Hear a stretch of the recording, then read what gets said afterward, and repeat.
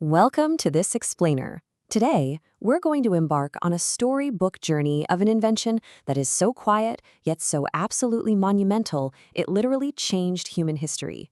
You know, we constantly celebrate the roaring machines of the Industrial Revolution or the glowing screens of our digital age. But today, we're looking at something way more intimate. A simple, everyday tool sitting right on the bridge of your nose. Let's get right into it.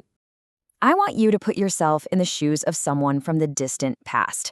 Imagine being an ancient scholar. Your entire livelihood, your identity, your sheer joy relies completely on reading and studying manuscripts. And then you wake up one day and notice the edges of the letters are permanently blurred.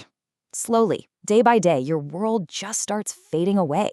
There's no local optometrist down the street, no quick fix you can reach for.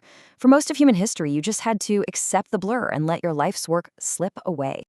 Section 1. The Scholar's Fading Sight, Improvising in the Blur. So let's look at the Roman Emperor Nero, for example. We usually picture emperors bathed in absolute luxury, right?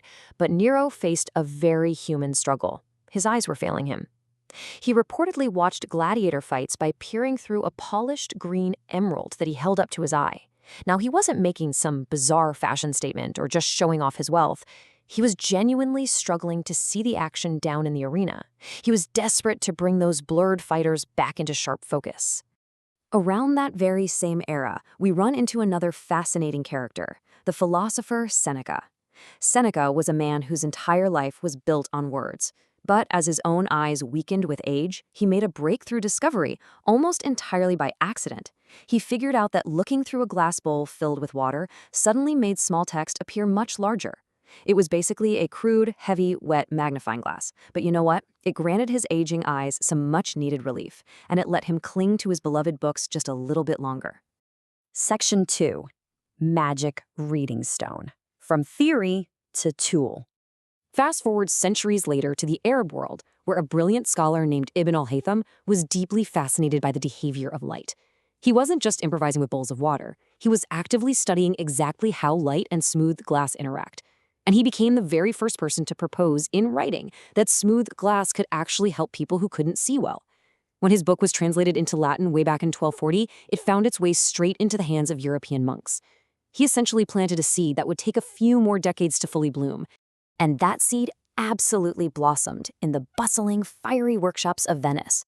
Picture a Venetian glassworker, his face lit up by the intense glow of the furnace, carefully shaping and polishing glass into smooth spheres. These became known as reading stones. When you set one directly on top of a page, this magic little stone magnified the words right beneath it. For the first time ever, failing eyes had a reliable tool. But it was pretty clumsy. You couldn't wear it. You could only hold it in place or rest it flat on a table, which meant your hands were constantly tied up. Section 3. Friar's Balancing Act, First Wearable Lenses. Sometime between 1286 and 1289, an anonymous Italian genius, maybe a monk who was just completely tired of holding a heavy stone, had a major revelation. He took two of those convex lenses and riveted them together at the handles, creating a device that could delicately balance directly on the bridge of the nose. There were no arms, no hooks, just careful, precarious balance. But suddenly, the hands were free. A scholar could actually hold his book with both hands again. A total game changer. So, who do we actually thank for this?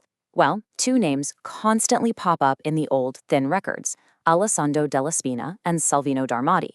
But the most compelling character here is Friar Giordano da Pisa. In a sermon given in 1287, he explicitly spoke about meeting the man who first invented glasses.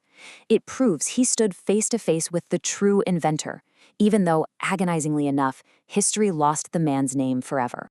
These early, precariously balanced tools were an absolute godsend for far-sighted monks and scholars over 40 who spent their days hunched over manuscripts. You can almost feel the sheer relief they must have experienced. And we actually have beautiful visual proof of this. Take a look at this brilliantly illustrated 1352 painting by the artist Tommaso da Modena.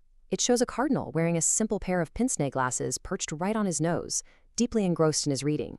It's literally the oldest surviving image of someone wearing glasses. Section 4. Frustrated Polymath, Perfecting the Frame. Now just imagine trying to work, write, or even sneeze while balancing glass precariously on your nose. They were constantly falling off.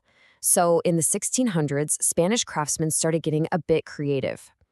Picture a tailor tying soft silk ribbons around the frames and looping them over the ears of a wealthy patron just to finally keep them steady. It was definitely a step in the right direction, but still a bit fussy, right? Human annoyance truly sparks genius.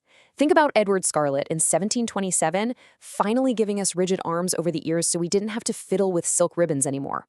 Or Benjamin Franklin in 1784. He was so completely fed up with constantly swapping out his reading and distance glasses that he literally cut them in half and shoved them into one frame. Boom, he invented the bifocal.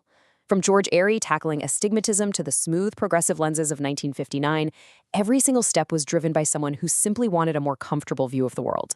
Section 5. A clearer world today. Impact of the lens. Think about the massive ripple effect of this invention.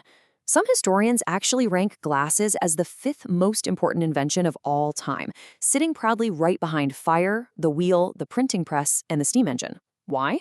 Because for the very first time in human history, millions of aging master craftsmen, brilliant writers, and experienced thinkers didn't have to just stop working when their eyes began to fail. They could actually continue contributing their vital wisdom to the world. I really want the sheer scale of this to sink in.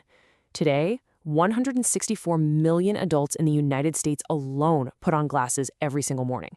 And across the globe, over 4 billion people rely on some form of vision correction to live their lives, do their work, and connect with the people they love. Just like Seneca or those medieval monks, every one of those 4 billion is an individual with their own story, continuing their life's work thanks to a simple pair of lenses. It leaves us with a truly fascinating thought.